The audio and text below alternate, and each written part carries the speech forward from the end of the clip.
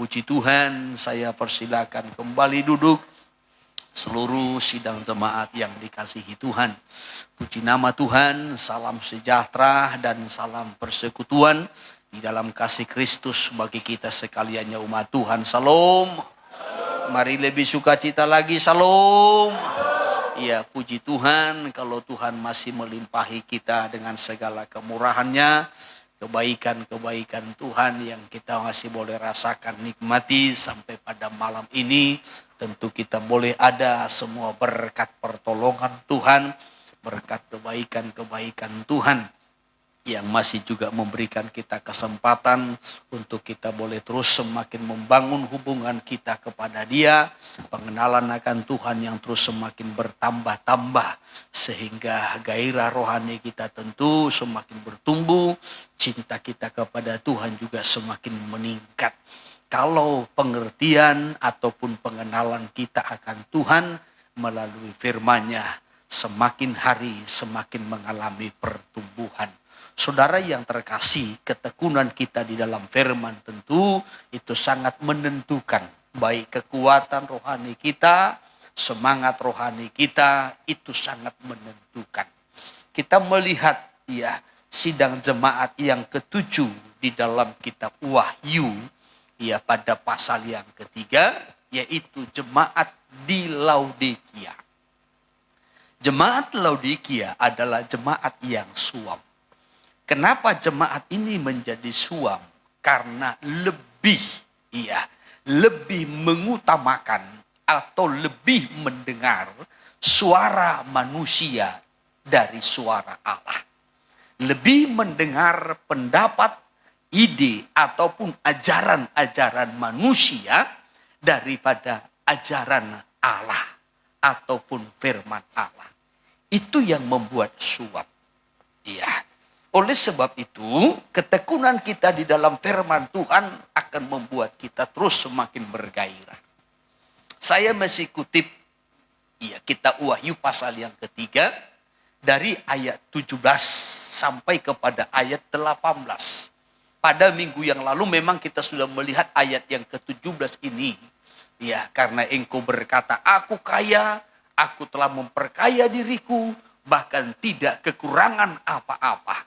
Namun Tuhan yang menyelidik kondisi rohaninya tentu mengetahui dengan jelas bagaimana kondisi rohaninya. Dan Tuhan berkata, sesungguhnya engkau melarat, malang, miskin, buta, dan telanjang.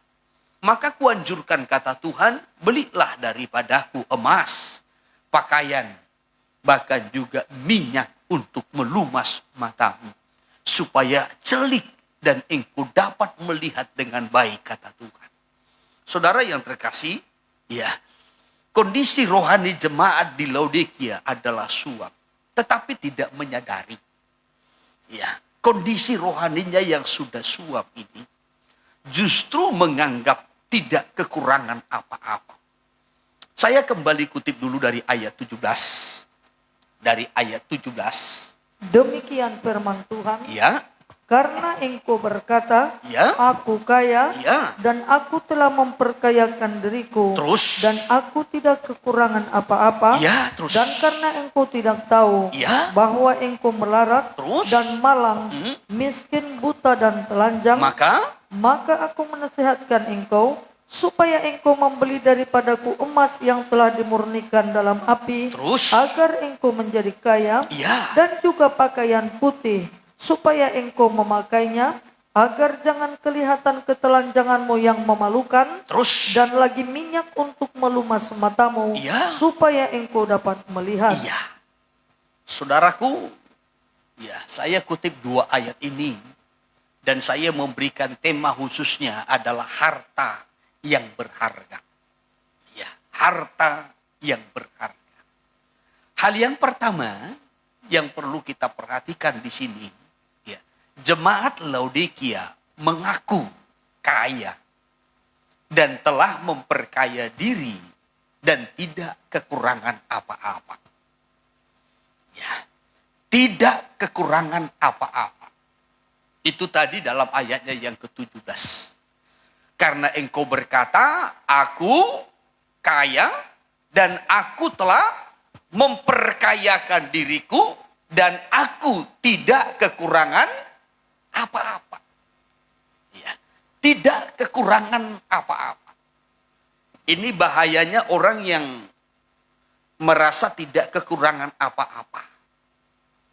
Seseorang tidak akan pernah bisa berubah ataupun mengalami kemajuan. Ya, di dalam jasmani maupun rohani selama merasa tidak ada yang kurang. Ya, sekali lagi seseorang tidak akan pernah bisa berubah atau mengalami suatu kemajuan kalau merasa tidak ada yang kurang. Ya, dalam segala hal. Ya, dalam segala hal. Seorang pengkhotbah kalau merasa khotbahnya tidak ada yang kurang, ia tidak akan pernah mengalami peningkatan dalam khotbah. Seorang penyanyi, ya, kalau merasa tidak ada yang kurang dalam nyanyiannya, baik dalam vokal, ya, dalam intonasi maupun juga dalam mengikuti musik dan lain-lain, ya, selama merasa tidak ada yang kurang, tidak akan pernah mengalami keubahan, perkembangan ataupun kemajuan. Ya. Pemain musik pun begitu. Ya.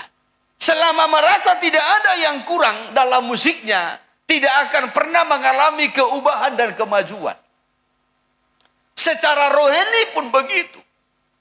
Kalau kita merasa tidak ada lagi yang kurang dalam hidup kita, dalam kehidupan rohani kita, tidak akan pernah mengalami keubahan ataupun kemajuan secara rohani.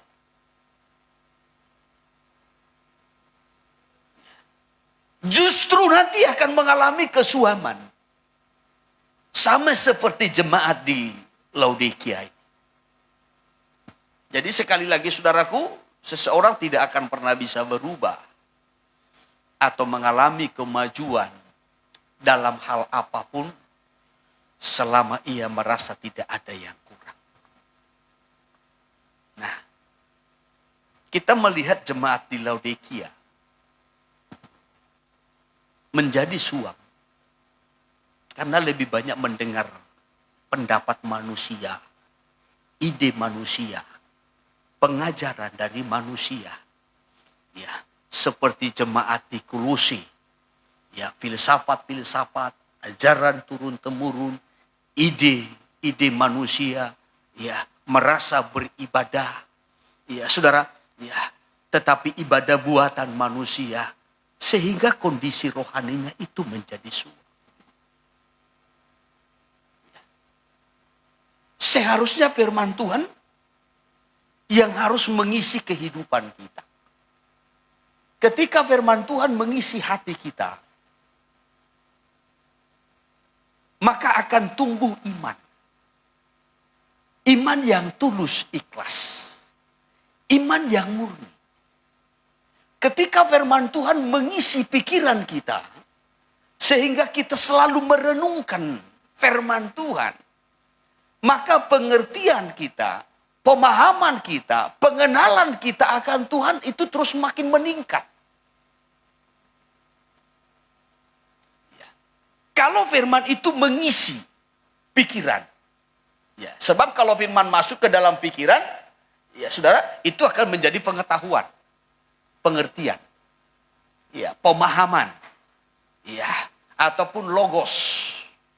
Tetapi kalau firman itu masuk ke dalam hati, ya, maka itu menjadi benih iman.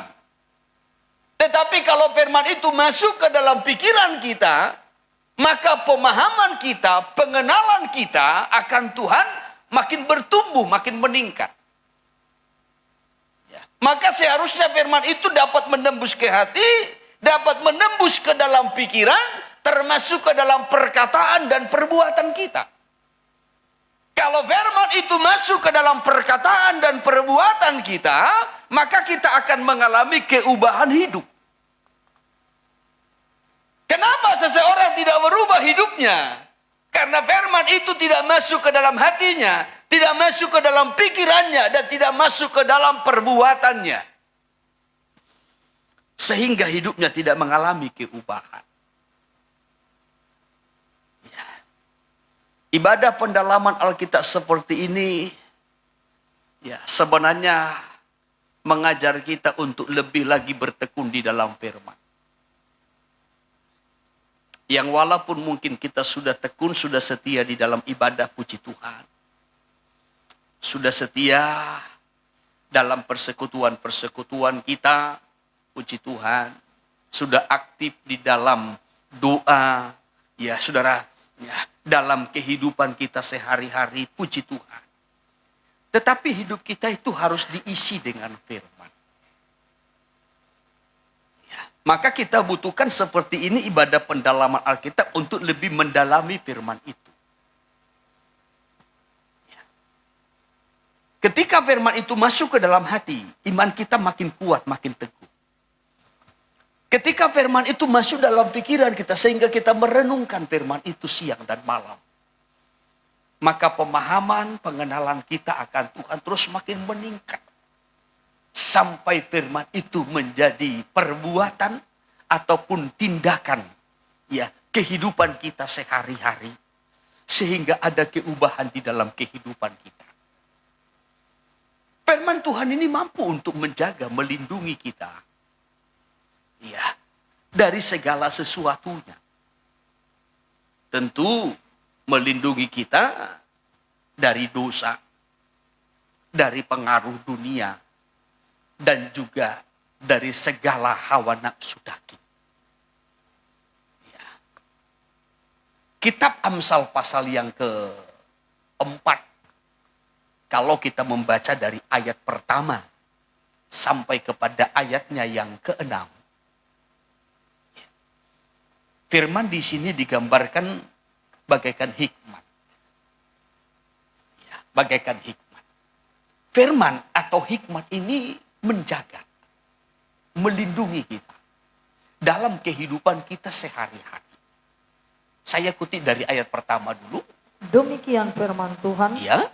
Dengarkanlah hai anak-anak didikan seorang ayah. Ya. Dan perhatikanlah supaya engkau beroleh pengertian. Ya. Karena aku memberikan ilmu yang baik kepadamu. Terus. Janganlah meninggalkan petunjukku. Jangan meninggalkan petunjuk. Jadi seperti seorang ayah mendidik anaknya dengan tekun, seperti itulah Tuhan juga mendidik kita, anak-anaknya. Ya, supaya kita menjadi anak-anak yang bertumbuh dewasa dan anak-anak yang memiliki pengertian dan menjadi anak-anak yang kuat. Ya, arti kuat bukan kuat secara fisik, tetapi kuat secara rohani. Rohnya kuat. Maka kita lanjutkan dulu ayat 3. Karena ketika aku masih tinggal di rumah ayahku sebagai anak, lemah dan sebagai anak tunggal bagi ibuku. Ya, sebagai anak yang lemah. Ya, sebagai anak yang lemah. Ya, kita pun latar belakang kita sebagai anak-anak Allah yang lemah. Sekali lagi, arti lemah, ya, sudah, bukan lemah secara fisik. Tetapi lemah di sini adalah mudah terpengaruh. Mudah terseret. Ya. Jadi sebagai anak-anak Allah, ya, kita ini sebenarnya lemah. Apalagi ketika kita masih baru lahir baru, masih baru-baru bertobat, masih baru-baru datang kepada Tuhan. Masih baru-baru mengenal Tuhan, kita lemah. Ya, masih mudah terpengaruh, hatinya masih mudah terpengaruh. Masih rohaninya masih naik turun. Ya, pikirannya juga masih mudah terpengaruh. Ya, kalau ada orang rohani, kita ikut rohani. Kalau ada orang duniawi, kita ikut duniawi. Jadi masih mudah terbawa oleh arus, ya, oleh situasi, oleh lingkungan. Itu yang disebutkan dengan anak yang lemah. Aku anak tunggal. Ketika aku masih di rumah ayahku, di rumah ibuku, sebagai anak, aku ini masih lemah. Masih mudah terpengaruh. Ya, mudah terpengaruh dengan dosa. Mudah terpengaruh dengan dunia. Mudah terpengaruh dengan keinginan dagingnya. Ambisinya.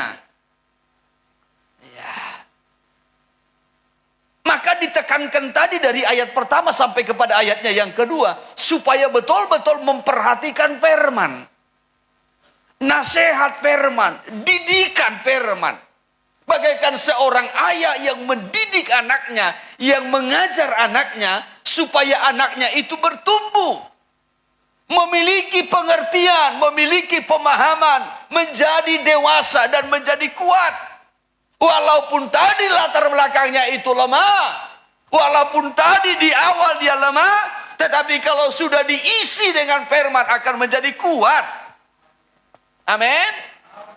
Ya. Nah itu tujuannya kita punya ibadah seperti ini. Ibadah pendalaman Alkitab. Supaya kita makin diisi dengan firman. Diisi dengan kebenaran. Diisi dengan pemahaman-pemahaman yang benar. Sehingga menjadi kuat.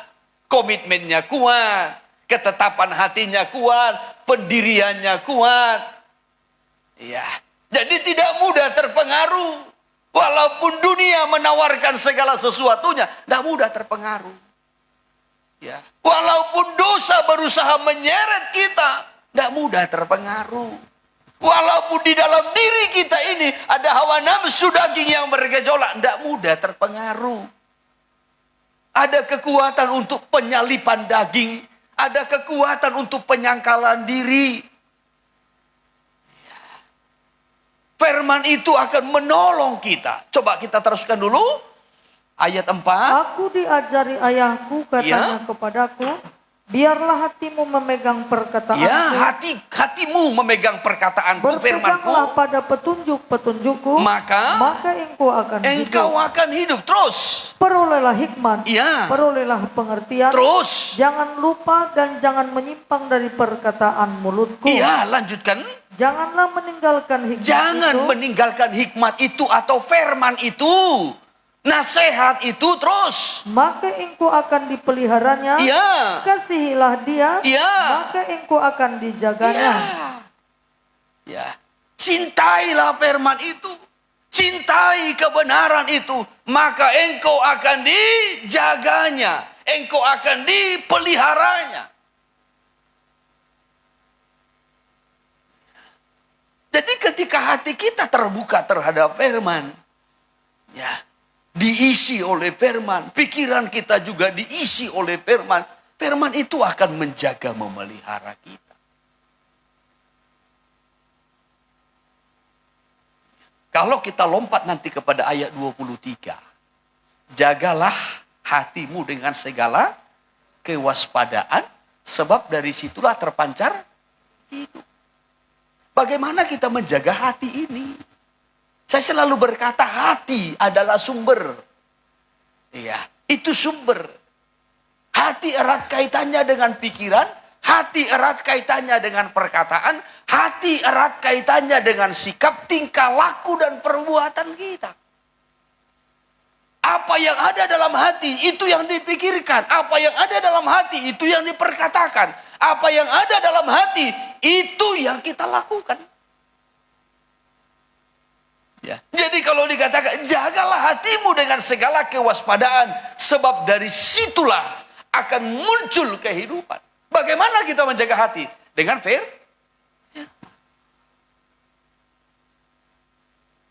Mazmur 119 ayat 11. Iya.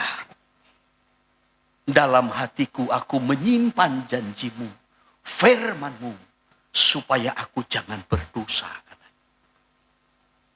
Iya, ayat 11, ya. Dalam hatiku aku menyimpan janjimu, supaya aku jangan berdosa terhadap engkau. Ya. Ya. Jadi, jagalah hatimu dengan segala kewaspadaan, sebab dari hatimu lah terpancar hidup. Bagaimana caranya kita menjaga hati? Jagalah hatimu dengan Firman dengan janji Tuhan. Dalam hatiku aku menyimpan janjimu atau firmanmu supaya aku jangan berdosa. Ya. Kalau kita naik ke ayat 9-nya. Dengan apakah seorang muda dapat mempertahankan kelakuannya bersih dengan menjaganya sesuai dengan firman. Firman. Menjaga hidup kita supaya jangan berdosa, itu bukan hal yang mudah. Menjaga perkataan kita supaya jangan terlanjur, itu tidak mudah. Pemazmur berkata, Tuhan berjagalah dalam pintu bibir. Menjaga hati tidak gampang. Menjaga pikiran tidak gampang. Menjaga sikap hidup kita tidak gampang.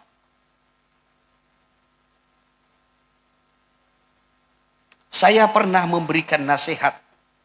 Hanya saya lupa apakah kepada anak sekolah dulu. Ya, apakah dalam satu pelayanan. Ya, ada 5 hal yang harus kita jaga. Dalam kehidupan kita. Kalau kita mau lebih baik. Ya. Yang pertama-tama. Ya, saudara. Ketika kita sendiri. Kita harus menjaga pikiran kita. Ketika sendiri. Ya, harus menjaga pikiran. Maka bagaimana menjaga pikiran ini? Renungkan firman. Ya, kalau dulu ada pujian kita berkata, ku renungkan firman-Mu siang dan malam. Ya. Ku pegang perintah-Mu dan kulakukan. Merenungkan firman siang dan malam. Ini salib. Ya, salib. Kalau kita mau jujur, ya, kira-kira saudara berapa lama saudara mampu merenungkan firman? Tidak usah dijawab. Ya, jawab saja kepada Tuhan dengan jujur. Dari lubuk hati nurani kita masing-masing.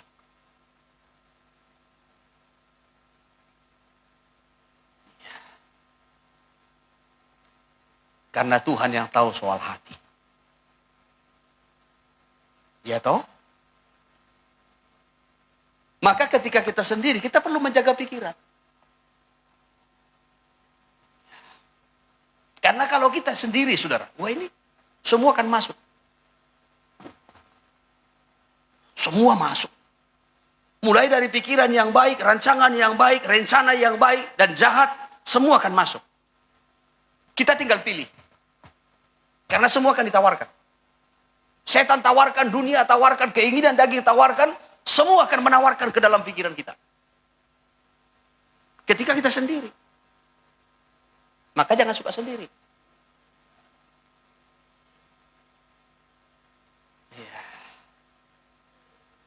Maka ketika saudara sendiri mulai. Nanti akan masuk. Yang masuk itu yang baik atau yang jahat. Angan-angan yang baik, rancangan yang baik atau yang jahat. Pikiran yang kotor atau yang kudus.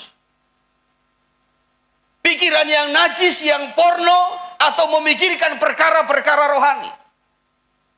Tidak usah dijawab. Jawab ke Tuhan saja jujur. Ya.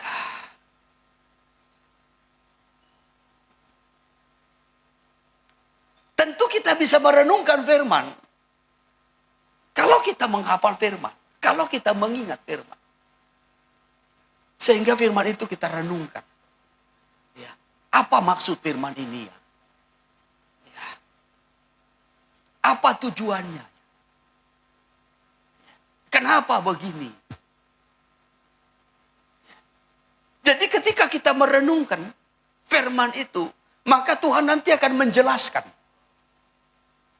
Roh Kudus nanti akan menjelaskan ketika kita merenungkannya. Namun sebagaimana tadi saya sampaikan, berapa lama kita mampu merenungkan firman? masuk dalam kehidupan kita sehari-hari. Atau yang masuk dalam pikiran kita, suatu rancangan-rancangan. Ya, masuk dalam pikiran kita, rasa tersakiti, luka, perkataan orang, hinaan orang, ejekan orang. Ya, saudara yang terkasih, ini. Maka ketika kita sendiri, apa yang perlu dijaga? Pikiran. Pikiran. Saudara yang suka sendiri-sendiri, jaga pikiran. Amin. Ya.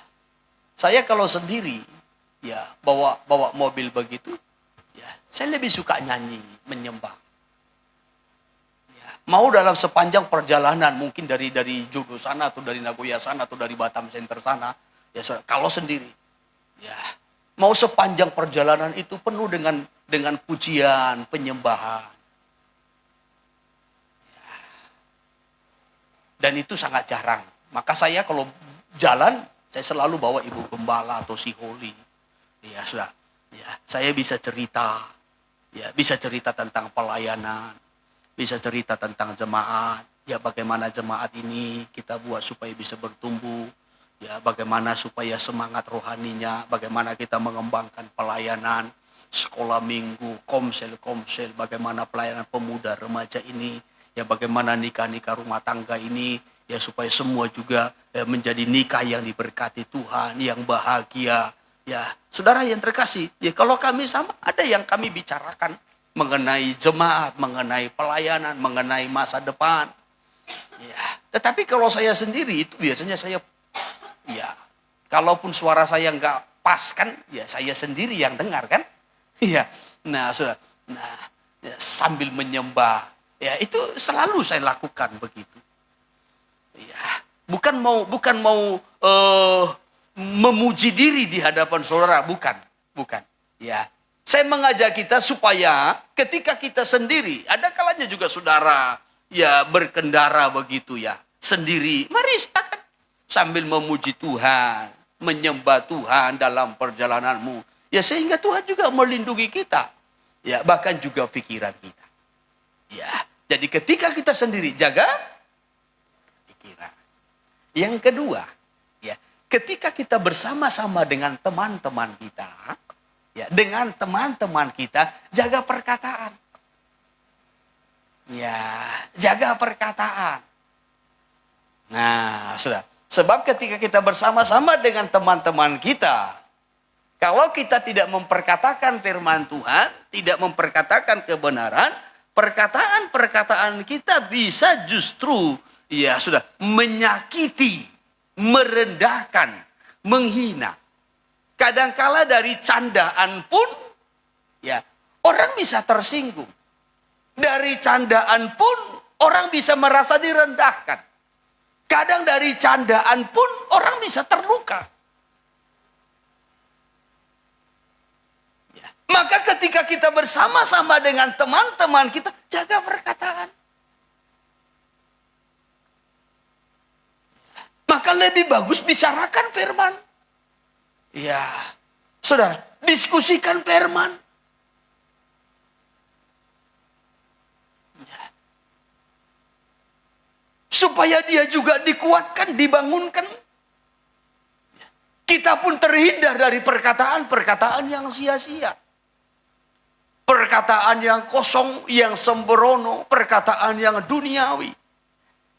Ya, yang bisa melukai orang lain, bisa menyakiti orang lain, bisa membuat yang lain tersinggung.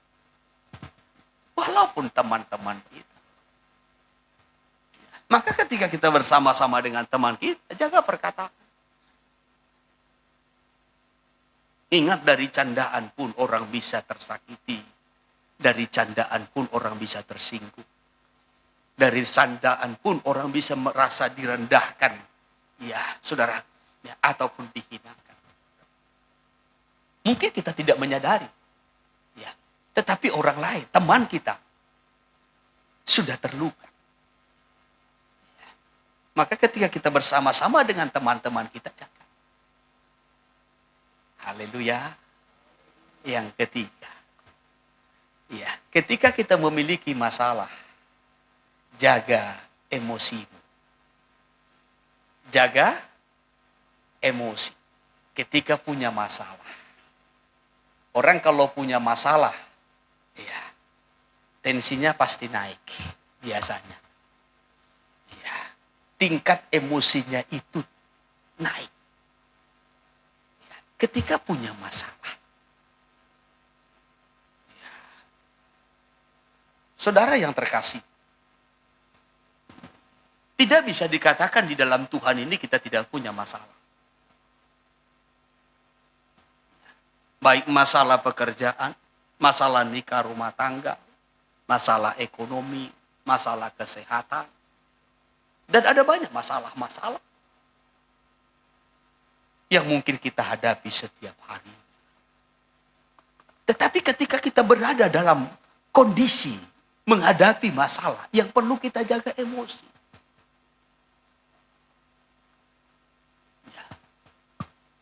Ketika kita tidak menjaga emosi, masalah bisa makin meluas. Kita bermasalah dengan pasangan kita, dengan suami atau dengan istri. Tetapi ketika kita tidak mampu menjaga emosi kita, ya saudara, nah, masalah bisa meluas sampai kepada anak. Betul? Ya. Suami marahnya kepada istrinya atau istri marahnya kepada suaminya. Tetapi karena tidak bisa menjaga emosinya, anak pun ikut dimarah. Pernah pengalaman seperti itu? Pernah? Jod. Pernah begitu? Gak usah angkat tangan. Ya. Ada yang pernah seperti itu? Yang di belakang atau di depan? Hah? Pakai baju biasa atau pakai dinas?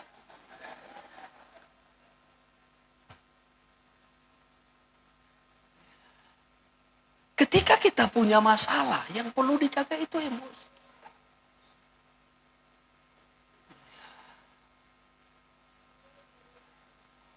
Maka seberat apapun masalah kita, jaga emosi. Supaya masalah tidak melebar. Haleluya. Baru yang keempat. Ketika kita berada di sekelompok orang, maka jagalah sikap kita. Ketika ada di sekelompok orang, jaga sikap. Sebelum kita lanjutkan, saya ingatkan kembali. Yang dapat menjaga kita, baik pikiran, emosi, perkataan, sikap, hanya oleh pertolongan firman. Firman. Dalam hatiku kutaruh janjimu, firmanmu. Supaya aku jangan berdosa. Maka ketika kita berada di sekelompok orang, kita perlu menjaga sikap. Karena sekelompok orang itu tidak sama tingkat rohaninya. Mungkin di sekelompok orang itu ada pendeta, ada gembala, ada penatua, ada pelayan biasa, ada jemaat biasa. Ada jiwa-jiwa yang masih baru bertobat. Ya sudah. Ada mungkin orang yang belum mengalami sedikit pun keubahan. Ya, ketika kita tidak menjaga sikap kita, kita bisa menjadi sandungan. Ya, orang lain bisa gagal bertobat. Ketika kita tidak menjaga sikap. Ya, maka ketika kita berada di kelompok orang, di satu kelompok, saudara, kita perlu menjaga sikap.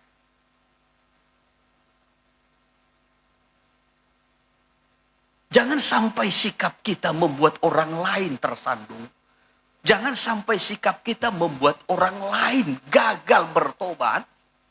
Ya. Jangan sampai kita membuat orang lain itu memiliki pikiran yang negatif.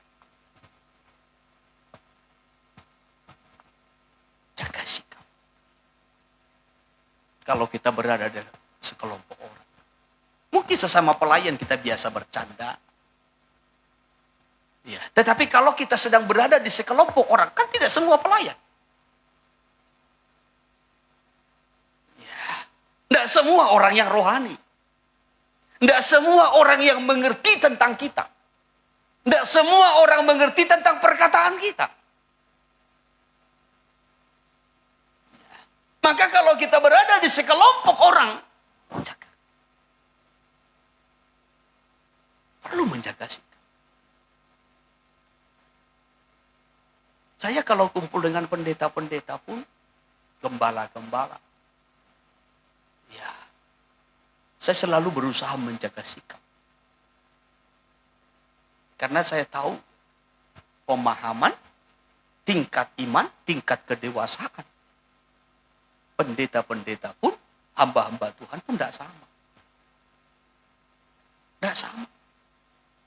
Kalau saya makan dengan hamba-hamba Tuhan, pendeta-pendeta pun, saya akan menjaga sikap. Saya akan jaga. Karena tingkat kedewasaan, tingkat pengertian sama. Tidak sama. Baik cara makan, cara berkata, ya sudah, cara menyapa. Ini kalau di sekelompok orang. Ya. Jaga sikap kita. Maka perlu ada firman itu. Ya. Ada firman yang selalu mengendalikan kita. Ya, ada firman yang selalu sudah menolong kita untuk tetap bisa berjaga-jaga. Dan yang terakhir, yang kelima. Kalau kita sedang diberkati oleh Tuhan, jaga ego kita. Apa yang dijaga? Ego. Ketika kita diberkati, ketika kita dipakai Tuhan, ya, mungkin Tuhan pakai kita dengan hebat, Tuhan pakai kita dengan dahsyat, dengan luar biasa. Ya, mungkin kita diberkati lebih dari yang lain. Jaga ego kita. Karena biasanya orang yang diberkati oleh Tuhan, egonya naik.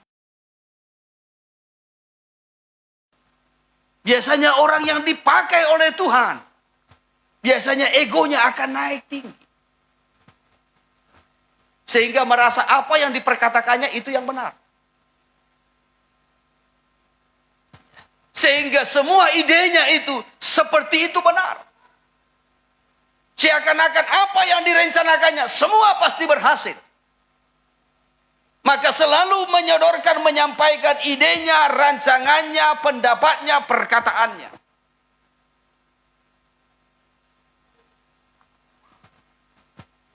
Orang lain bagaikan kecil. Pendapat orang lain, ide orang lain, rencana orang lain menjadi kecil. Jadi selalu menyatakan dirinya.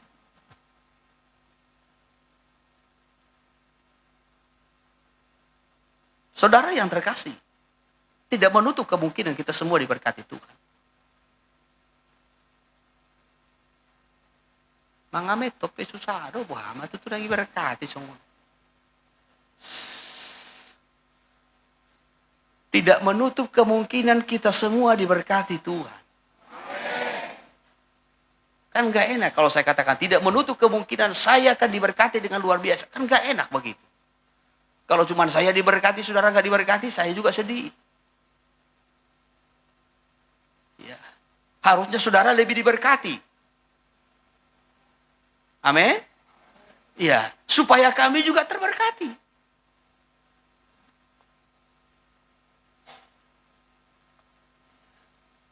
Maka tidak menutup kemungkinan kita semua diberkati Tuhan. Tidak menutup kemungkinan kita semua dipakai Tuhan dengan luar biasa. Amin. Ya. Ya. Maka jangan pandang dirimu hanya biasa-biasa. bulai kan. Oh don wae, perkataan ima don wae. Iman. Iya. Kesombongan don. Saudara pun ragu. Kenapa? Karena saudara kurang memahami. Ketika saudara melihat diri saudara kecil, ya tetap kecil. Ketika saudara melihat diri saudara biasa-biasa, ya tetap biasa. Saudara boleh biasa, tapi Tuhanmu luar biasa. Saudara boleh kecil, tetapi Tuhanmu besar. Dan dia ada dalam diri saudara. Dia ada dalam hidup saudara. Amin. Itu yang membuat besar. Ya, firman ini yang membuat kita besar. Kita biasa-biasa, tetapi ketika Tuhan berfirman, firman itu ada dalam hidup kita, ada di hati kita, ada di pikiran kita, ada di perkataan kita. Itu yang membuat besar. Ya. Kalau kita biasa, Alkitab sudah mencatat itu. Ketika Tuhan memanggil kita, tidak ada latar belakang kita orang berpengaruh. Tidak ada orang yang kaya, tidak ada orang yang hebat. Kita dipanggil dari kehidupan yang kecil dan biasa-biasa. Tetapi ketika Tuhan berfirman, firman-Nya ada di dalam kita. Itu yang membuat kita besar.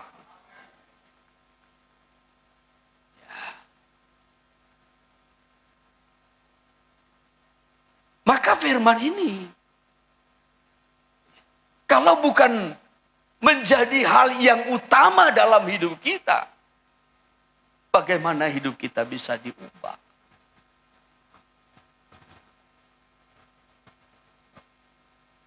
Kalau firman ini tidak menguasai seluruh hidup kita, bagaimana kita bisa menjaga diri kita? Masa kesukaran akan semakin meningkat. Dosa akan terus semakin memuncak. Dan manusia akan menghalalkan segala cara untuk hidup. Manusia akan menghalalkan segala cara untuk maju.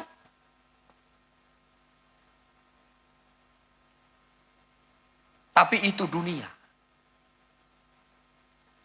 Bagi kita yang sudah di dalam Tuhan tentu berbeda.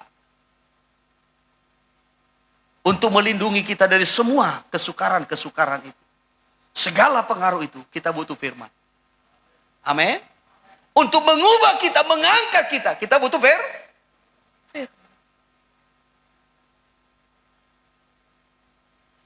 Maka jangan dikesampingkan firman. Seperti jemaat di Laodikia. Sehingga menjadi suam-suam. Beda dengan jemaat Philadelphia. Walau kekuatannya tidak seberapa. Tetapi mereka junjung tinggi firman itu. Tuhan berkata, aku akan melindungi engkau pada hari pencobaan. Aku akan melindungi engkau ketika engkau dicobai, diuji. Ketika engkau dimurnikan. Ketika engkau menghadapi segala ujian. Dan aku buka pintu bagimu, kata Tuhan.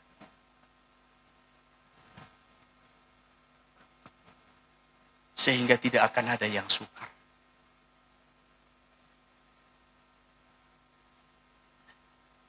Karena jemaat Philadelphia cinta dengan firman. Dan sangat bertolak belakang dengan jemaat di Laodikia. Jemaat Laodikia justru lebih banyak mendengarkan perkataan-perkataan manusia daripada perkataan firman. Sehingga membuat jemaat ini menjadi subur. Tetapi demikian pun jemaat ini merasa kaya. Memperkaya diri. Bahkan merasa tidak kurang apa-apa.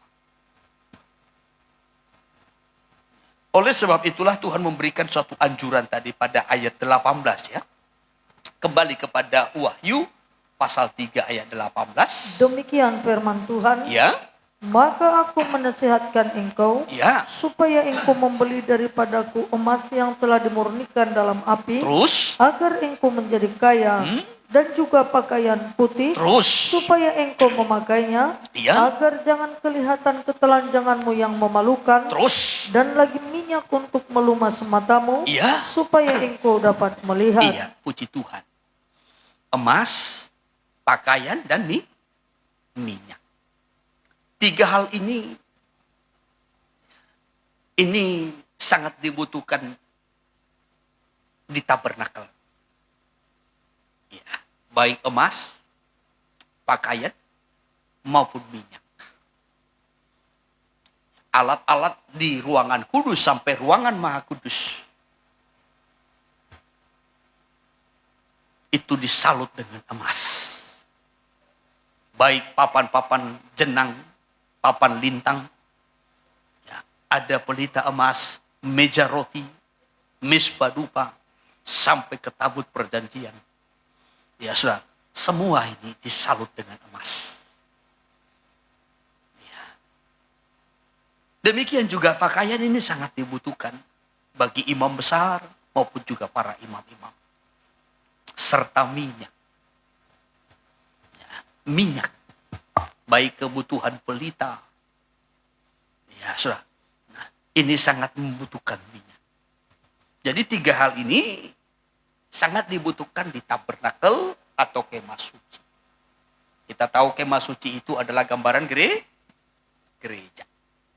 Kebutuhan gereja ya, adalah emas, pakaian, dan minyak.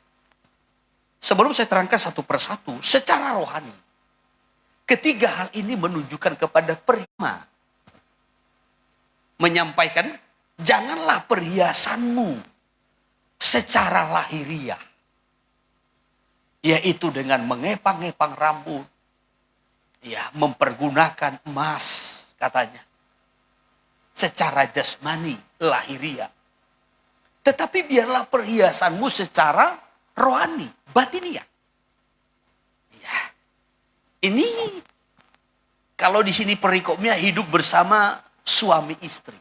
Dalam 1 Petrus pasal 3, 1 Petrus 3 dari ayat pertama sampai kepada ayat 7.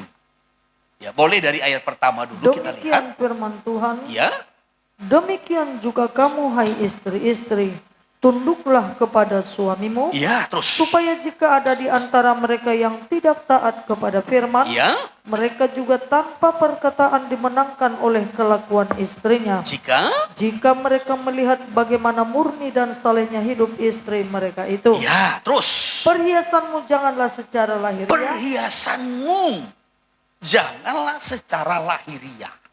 Jadi kalau Tuhan berkata kepada jemaat Laodikia, belilah daripadaku emas, pakaian, dan minyak. Ini bukan secara lahiriah. Tetapi ini menunjukkan kepada perhiasan rohani. Ya, perhiasan batiniah. Ya, perhiasanmu janganlah secara lahiriah, yaitu dengan mengepang-ngepang rambut, ya, memakai perhiasan emas, ya, atau dengan mengenakan pakaian yang indah-indah. Bukan ini perhiasanmu. Mengepang-ngepang rambut, memakai perhiasan emas, dan mengenakan pakaian yang indah-indah. Tidak. Ya, tetapi terus. Tetapi perhiasanmu ialah manusia batiniah, ya, terus, yang tersembunyi, ya, dengan perhiasan yang tidak binasa, ya, yang berasal dari roh yang lemah lembut dan tentram, terus, yang sangat berharga di mata Allah. Tetapi biar perhiasanmu perhiasan rohani, batiniah, ya, yaitu hati yang lembut dan roh yang tentram. Hati yang lembut dan roh yang tentram. Kalau ayatnya yang pertama dengan ayatnya yang kedua tadi menyatakan, yaitu saleh, murni dan saleh. Ya. Sama seperti Sarah, yang secara rohani adalah ibu kita, ibu bagi gereja. Perhiasannya bukan yang lahiriah, bukan yang jasmani, tetapi batiniah, rohani. Iya, Ayatnya yang kelima, sebab demikianlah caranya perempuan-perempuan kudus dahulu berdandan. Iya. Yaitu perempuan-perempuan yang menaruh pengharapannya kepada Allah. Perempuan mereka kudus. tunduk kepada suaminya. Ya, perempuan yang kudus, yang berpengharapan kepada Allah dan yang memiliki roh ketundukan, ketaatan. Sama seperti sama seperti Sarah taat kepada Abraham, ya, dan menamai dia tuannya, ya, dan kamu adalah anak-anaknya, jika kamu berbuat baik dan tidak takut akan ancaman. Kamu anak-anaknya, kamu keturunan Sarah secara rohani, maka perhiasanmu bukan secara jasmani, bukan yang lahiriah, tetapi perhiasan batiniah, perhiasan rohani. Ya. Apa yang dimaksudkan dengan perhiasan rohani? Kalau kita lihat dari ayat pertama sampai kepada ayatnya yang ke-6 ini, sama seperti Sarah. Ini hidup dengan iman, berpengharapan kepada Allah, dan juga hidup dengan cinta kasih. Jadi ini yang sebenarnya menjadi perhiasan rohani orang-orang percaya. Kehidupan kita itu dihiasi dengan iman. Hidup yang penuh dengan pengharapan kepada Tuhan, kepada janjinya, kepada firman-Nya. Ya. Bahkan juga ditandai dengan cinta kasih. Ini menjadi perhiasan. Ini keindahan orang-orang percaya, gereja Tuhan. Ya, tidak salah. Ya, kita memakai perhiasan-perhiasan jasmani. Tetapi jangan perhiasan jasmaninya ada, tapi perhiasan rohaninya tidak ada. Maka miliki perhiasan rohani. Emas, pakaian, dan minyak. Ya, ini perhiasan roh. Karena jemaat Laodikia itu menyatakan, aku kaya. Ya, aku memperkaya diriku. Secara jasmani aku tidak kekurangan apa-apa. Oh, Tuhan berkata, engkau melarat, malang, miskin, buta, telanjang. Walaupun engkau punya yang jasmani, tetapi secara rohani engkau melarat. Ya, engkau malang, engkau miskin, engkau buta, engkau telanjang. Maka miliki perhiasan rohani, kata Tuhan. Apa itu? Iman. Apa itu? Pengharapan. Apa itu? Cinta kasih. Ya, itu yang dimiliki oleh Sarah dulu.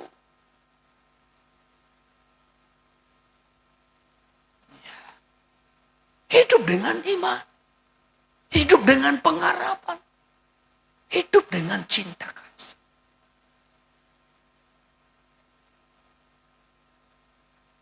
Maka kepada Abraham pun dia menyebutkan Tuhan. Sebagai bentuk penghormatan. Sebagai perhiasan. Rohani orang-orang kudus. Hidup dalam kesalehan. Itu perhiasan Tuhan. Saudara akan terlihat indah. Hidupmu akan terlihat indah. Dan orang akan melihat kita dalam keindahan itu. Kalau kita hidup dengan iman. Dengan pengharapan. Dan dengan cinta kasih. Amin. Itu secara kesimpulannya. Tetapi kalau kita memperhatikan satu persatu. Tuhan berkata, belilah daripadaku emas. Ya, emas ini berbicara tentang iman yang murni. Iman yang teruji. Ya. Sekali lagi, emas ini berbicara tentang iman yang murni dan teruji. 1 Petrus 1 ayat 7. 1 Petrus 1 ayat 7. Demikian firman Tuhan. Ya. Maksud semuanya itu ialah untuk membuktikan kemurnian imanmu. Membuktikan kemurnian imanmu. Ya. Jadi kemurnian imanmu ini jauh lebih tinggi nilainya katanya. Terus. Yang jauh lebih tinggi nilainya daripada emas yang panas. Ya, terus. Yang diuji kemurniannya dengan api. Diuji kemurniannya dengan api, terus. Sehingga kamu memperoleh puji-pujian dan kemuliaan dan kehormatan. Ya. Pada hari Yesus Kristus menyatakan dirinya. Sehingga kamu beroleh puji-pujian, kemuliaan dan kehormatan pada hari Yesus Kristus menyatakan dirinya. Jadi emas itu menggambarkan iman yang murni dan iman yang telah teruji. Maka kalau kita memiliki iman yang murni dan yang telah teruji, ini menjadi puji-pujian. Saudara pakai emasmu, ya, emas di sini, emas di sini, emas di sini. Ya, walaupun kiri kanan, ya termasuk juga hidungnya juga bisa, ya, lantai 3, tingkat 3, ya saudara, ya, bila perlu lidahnya juga ditindik, ya, saudara jalan dengan semua itu, dengan emas itu. Saya percaya saudara belum tentu dipuji.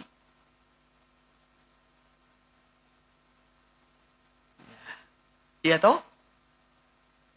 Tetapi ketika saudara berjalan dengan iman yang murni dan yang telah teruji, saudara akan menjadi pujian.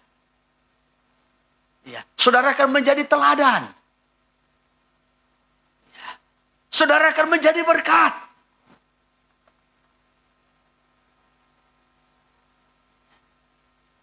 Bicara tentang emas, ini bicara tentang iman. Iman yang murni dan yang telah teruji. Dan iman ini adalah kekayaan orang-orang percaya. Sekali lagi, iman ini adalah kekayaan orang-orang percaya.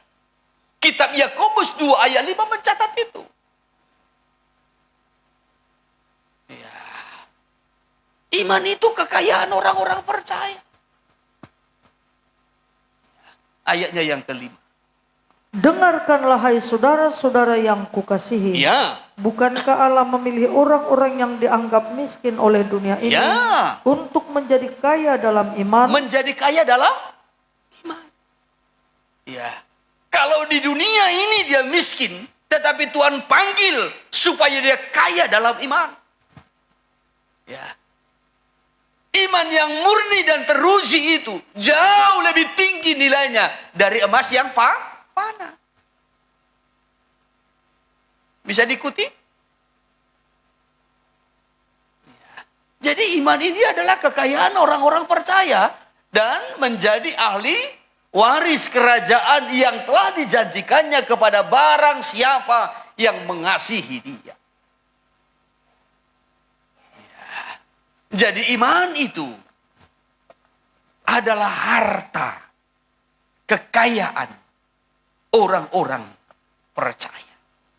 Dan tentu iman bertolak belakang dengan pendapat dan pikiran manusia. Ya.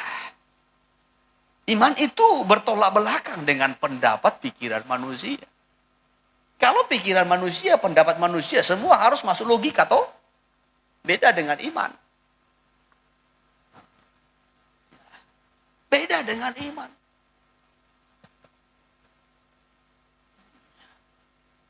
Maka iman itu kekayaan orang-orang percaya.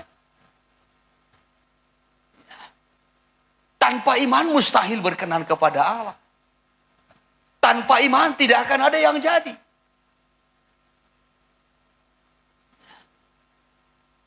Segala berkat di sorga hanya dapat kita peroleh dengan iman. Perlindungan, penyertaan, pertolongan Tuhan hanya dapat kita alami dalam hidup dengan iman. Keberhasilan hanya dapat kita gapai dengan iman.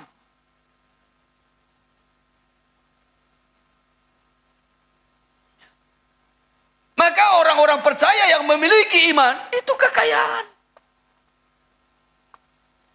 yang tidak bisa dibandingkan dengan kekayaan dunia ini. Tapi tentu dari mana iman itu timbul? Dari firman. Maka iman itu bertolak belakang dengan pendapat dan pikiran manusia. Tidak akan pernah bisa ketemu. Ya, bagaimana mungkin 5 roti 2 ikan dimakan 5.000 orang. Dan masih ada sisa. Jalannya lewat iman. Jalannya lewat iman. Dan mujizat-mujizat terjadi hanya dengan iman. Baik dalam perjanjian lama sampai kepada perjanjian baru. Dan ingat, iman ini adalah salah satu kodrat ilahi atau sifat Allah. Ya, sifat Allah. Dalam 2 Petrus pasal 2 Petrus 1 ayat 3 sampai ayat 7 itu. Ya, di mana kita harus menambahkan kepada iman kebajikan, kepada kebajikan, pengetahuan, penguasaan diri, dan seterusnya sampai kepada kasih. Ini sebenarnya sifat ilahi. Coba dari ayat 3 dulu.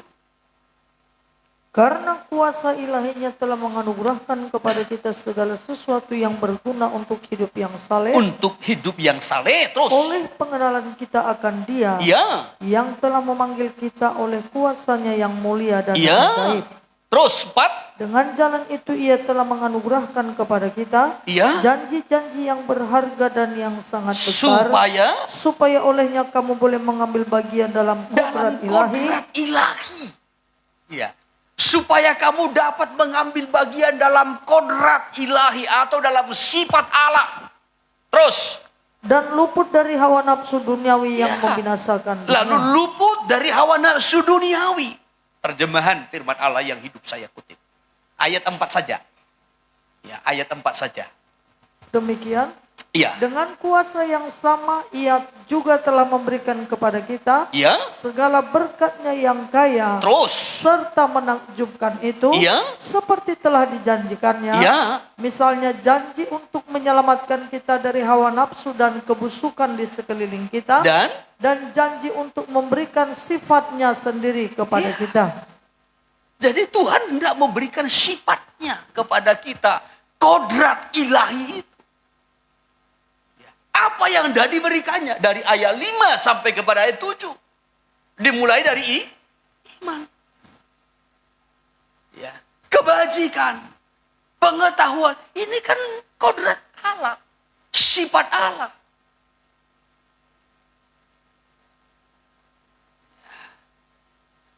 Yang harus kita miliki. Ini janji Tuhan. Dan itu adalah suatu kekayaan bagi kita. Maka nanti intinya, kalau kita memiliki semuanya itu, kita akan dibuatnya giat dan berhasil. Ya. Giat dan berhasil. Nanti saudara baca itu sampai kepada ayatnya yang ke-9. Ya. Kalau semua itu ada di dalam kita, ada iman, ada pengetahuan, ada penguasaan diri, ada kebajikan, ada kesalehan sampai kepada kasih. Kalau semua itu ada di dalam kita, kita akan dibuatnya menjadi giat, semangat. Ya, dan kita juga akan dibuatnya berhasil di dalam Tuhan karena kita sudah dilimpahi dengan kekayaan rohani, dimulai dari iman sampai kepada kasih. Itu adalah sifat Allah.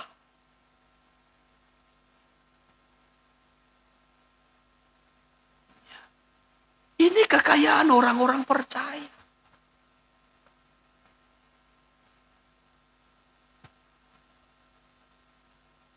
Ini yang harus kita miliki.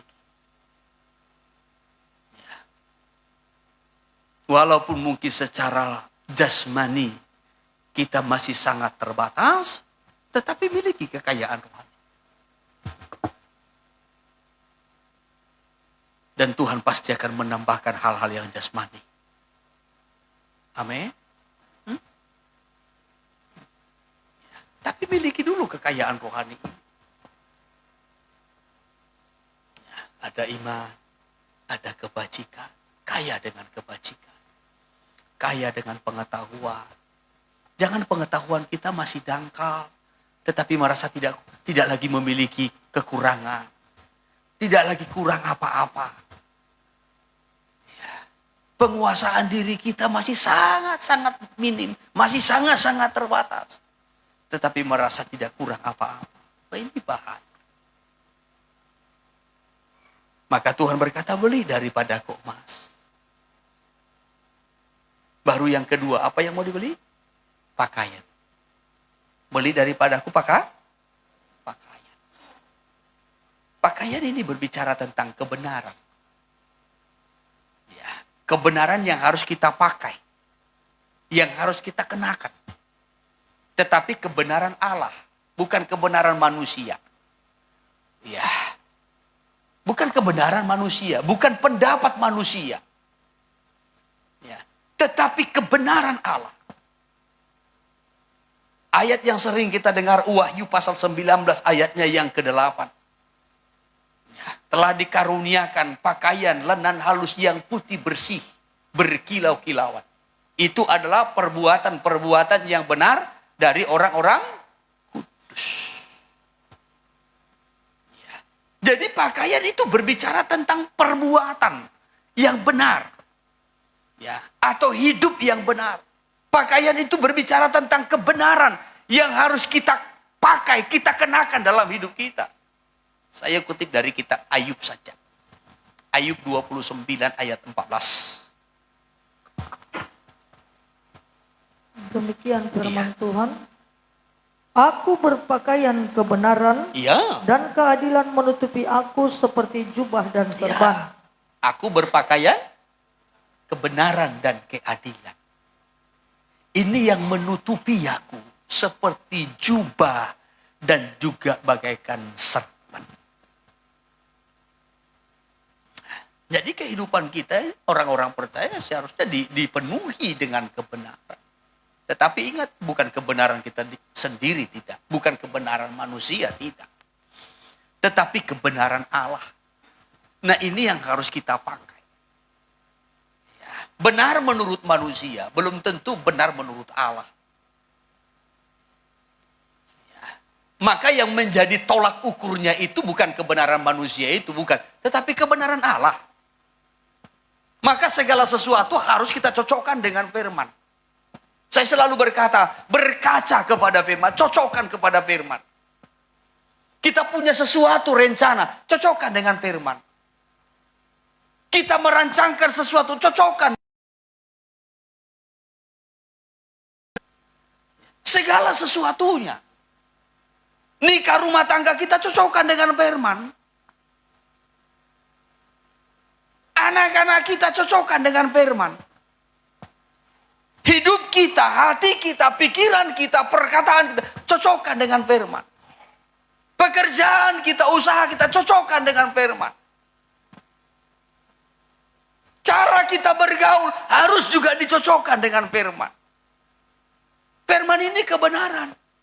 Ini yang menjadi tolak ukurnya. Ya, bukan manusia, bukan kebenaran manusia. Kalau kebenaran manusia berubah-ubah.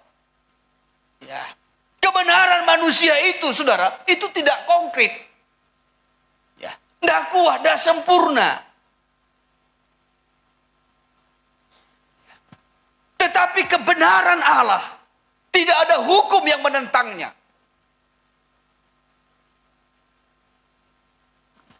Maka kebenaran Allah ini bagaikan pakaian, bagaikan jubah yang harus kita pakai. Kitab Roma mencatat, kenakanlah Yesus bagaikan pakaian. Roma 13 ayat 14. Roma 13 ayat 14. Demikian firman Tuhan. Iya. Tetapi kenakanlah Tuhan Yesus Kristus sebagai perlengkapan senjata terang, dan janganlah merawat tubuhmu untuk memuaskan keinginannya. Ya. Kenakanlah Tuhan Yesus Kristus sebagai perlengkapan senjata terang, dan janganlah merawat tubuhmu untuk Memuaskan. Jadi yang harus kita kenakan itu Tuhan Yesus. Yesus itu adalah kebenaran. Ya. Itu yang harus kita kenakan, kita pakai dalam hidup kita. Ini menunjukkan kepada kebenaran. Kalau kebenaran itu terang. Ya. Sebagai perlengkapan senjata. Ya. Jadi kalau kebenaran itu tidak sembunyi-sembunyi, tidak. Tapi terang. Terang. Sesuatu perkataan yang benar itu disampaikan dalam terang. Sesuatu rencana yang benar itu dinyatakan di dalam terang. Maka kalau kita punya suatu rencana yang baik, rencana yang benar, kita tidak takut menyampaikan hal itu. Kenapa? Karena kebenaran itu adalah terang. Kalau kita bergaul di dalam kebenaran,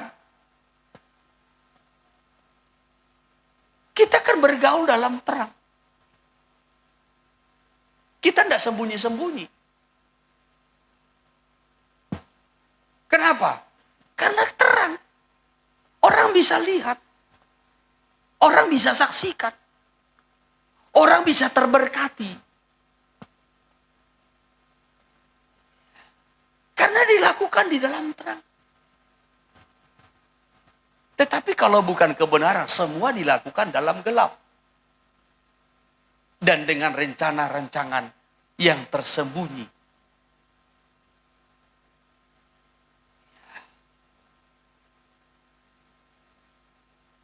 Saudara kan bisa lihat dalam diri kita, kehidupan kita sehari-hari.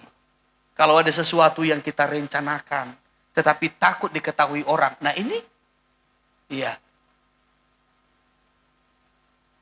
Perlu dipertanyakan, perlu dikoreksi kebenarannya.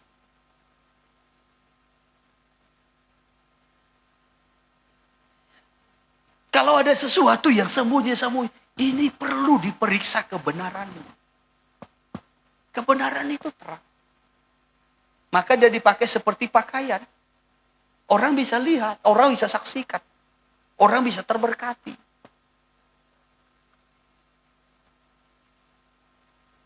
Saudara pakai pakaian kan gak disembunyikan toh? Dipakai supaya orang bisa lihat, saksikan. Amin. Amin. Maka bedakan mana kebenaran Allah, mana kebenaran manusia. Tentu kebenaran Allah dengan kebenaran manusia bertolak belakang. Roma 10 ayatnya yang ketiga sangat jelas mencatat itu. Ya. Karena mereka tidak mengerti, tidak mengenal kebenaran Allah, ya, mereka akan berusaha menegakkan kebenaran diri sendiri. Karena mereka menolak kebenaran Allah, maka mereka berusaha melakukan kebenaran diri sendiri. Ayat 3. Ayat 3. Sebab oleh karena mereka tidak mengenal kebenaran Allah, ya, dan oleh karena mereka berusaha untuk mendirikan kebenaran mereka sendiri, maka mereka tidak takluk kepada kehendak Allah. Nah, jadi ini bertolak belakang. Kalau berusaha menegakkan kebenaran diri sendiri, sehingga nanti akan menolak kebenaran Allah. Maka kebenaran manusia, perkataan manusia, pendapat manusia, ide-ide manusia, rancangan manusia, sekali lagi harus dicocokkan dengan firman Tuhan. Supaya jangan sampai kita mengesampingkan firman Allah. Amin. Itu yang kedua. Dan yang ketiga, belilah daripadaku katanya minyak. Minyak untuk melumas mata sehingga dapat melihat. Melihat apa? Tentu melihat perkara-perkara rohani ataupun perkara di atas. Ya, jadi perlu minyak melumas mata. Sebab mata jasmani kita tidak akan pernah bisa melihat perkara-perkara rohani. Maka perlu mata jasmani kita itu harus Ya, diminyaki. Ya, harus diminyaki, dicelikan. Ya, dilumas dengan minyak supaya dapat melihat perkara-perkara rohani. Ingat, perkara rohani hanya dapat dilihat dan dimengerti oleh orang-orang yang rohani melalui Roh Kudus. Ya, sudah, yang dilambangkan dengan minyak. Ya. Jadi perkara-perkara rohani hanya dapat dimengerti, dipahami oleh orang-orang yang rohani. 1 Korintus pasal 2 ayat 13. 1 Korintus pasal 2 ayat 13. Demikian firman Tuhan. Ya, coba dipersiapkan nanti terjemahan sederhana ya. Ya. Dan karena kami menafsirkan hal-hal rohani kepada mereka yang mempunyai roh, kami berkata-kata tentang karunia-karunia Allah dengan perkataan yang bukan diajarkan kepada kami oleh hikmat manusia, tetapi oleh roh. Tetapi manusia duniawi tidak menerima apa yang berasal dari roh Allah. Karena hal itu baginya adalah suatu kebodohan. Dan ia tidak dapat memahaminya. Sebab hal itu hanya dapat dinilai secara rohani. Jadi hal-hal yang rohani hanya dapat dimengerti, dipahami oleh orang-orang yang rohani. Melalui pertolongan Roh Kudus. Ya, yang dilambangkan dengan minyak. Coba terjemahan sederhana. Dari ayat 13. Demikian firman Tuhan. Jadi waktu kami mengajarkan hal-hal rohani tersebut, kami tidak menyampaikannya dengan menggunakan kata-kata yang diajarkan oleh hikmat manusia. Jadi menyampaikan hal yang rohani tidak dengan kata-kata yang diajarkan oleh hikmat manusia, tetapi terus. Melainkan kami menggunakan kata-kata yang diberikan oleh Roh Kudus kepada kami. Terus. Dengan demikian kata-kata hikmat dari Roh Kudus dipakai untuk menjelaskan hal-hal rohani. Kata-kata hikmat dari Roh itulah yang akan dipakai untuk menjelaskan hal-hal yang rohani. 14, Tetapi seorang yang tidak hidup bersama Roh Allah, tidak bisa menerima ajaran yang berasal dari Roh Allah itu. Jadi orang yang tidak dipenuhkan dengan Roh Allah, Roh Kudus, tidak akan pernah bisa mengerti, memahami apa yang disampaikan oleh Allah. Perkara-perkara rohani itu. Terus karena orang seperti itu akan berpikir bahwa ajaran itu merupakan suatu kebodohan. Dia tidak mungkin mengerti karena ajaran dari Roh Allah hanya bisa dimengerti dengan bantuan Roh Allah. Jadi ajaran dari Allah yang adalah roh hanya dapat dimengerti melalui bantuan Roh Allah. Dan itu dinyatakan kepada orang-orang yang rohani. Perkara rohani dinyatakan kepada orang-orang rohani. Ya, saudara bisa mengerti rahasia firman kalau saudara hidup secara rohani. Saudara mengerti tentang hadirat Allah kalau saudara hidup secara rohani. Saudara mengerti tentang sorga kalau saudara hidup secara rohani. Saudara mengerti tentang waktu Allah, tentang kedatangan Kristus, tentang penghukumannya kalau saudara hidup secara rohani. Karena semua itu adalah perkara-perkara rohani, perkara-perkara sorgawi. Bagaimana cara Tuhan menolong, bagaimana pekerjaan, malaikat, bagaimana malaikat membantu kita dalam melayani. Itu hanya dapat dimengerti oleh orang-orang rohani. Melalui Roh Kudus. Roh Kudus inilah bagaikan minyak yang melumas mata kita. Sehingga celik. Sehingga kita dapat melihat rahasia Allah. Dapat melihat rencana Tuhan yang terdalam. Kita dapat melihat kekayaan orang-orang yang rohani. Bukan yang jasmani, tetapi yang batinia, yang rohani.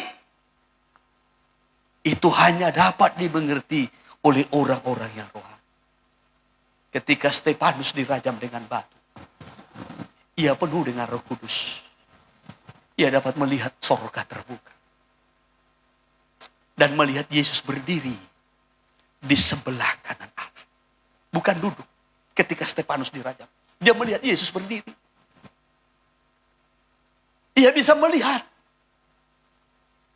perkara-perkara rohani, perkara-perkara yang mulia itu. Saudara nanti boleh baca itu dalam Kisah Rasul pasal 7. Dari ayat 51 sampai kepada ayat 55. Jadi hal-hal yang mulia, perkara-perkara rohani, hanya dapat dilihat oleh orang-orang yang rohani melalui pertolongan Roh Kudus. Bagaikan minyak yang melumas mata. Melihat dengan iman. Ya, bukan dengan mata jasmani kita. Tetapi tentu 3 hal ini yang menjadi kekayaan gereja. Ini harus bagaikan dibeli. Dibeli artinya ada harga yang harus dibayar. Ya, ada harga yang harus dibayar. Beli emas, beli pakaian. Itulah kebenaran. Ya, kalau kita Amsal mencatat, kalau engkau sudah mendapat kebenaran, jangan jual kebenaran itu. Artinya jangan korbankan kebenaran demi keuntungan jasmani. Amin. Ya, jangan korbankan kebenaran demi keuntungan jasmani. Kalau dalam kitab Amsal itu sangat jelas dikatakan, supaya berusaha memperoleh kebenaran dan jangan menjual. Baru yang ketiga, minyak untuk melumas mata. Sehingga kita dapat melihat perkara-perkara yang rohani. Yang akan membuat kita semakin bergairah di dalam Tuhan. Puji Tuhan, saya batasi firman-Nya sampai di sini. Kiranya Roh Kudus menolong kita untuk mengerti. Tuhan memberkati kita. Mari jemaat-jemaat Tuhan. Mungkin secara jasmani kita diberkati. Atau mungkin kita berkecukupan.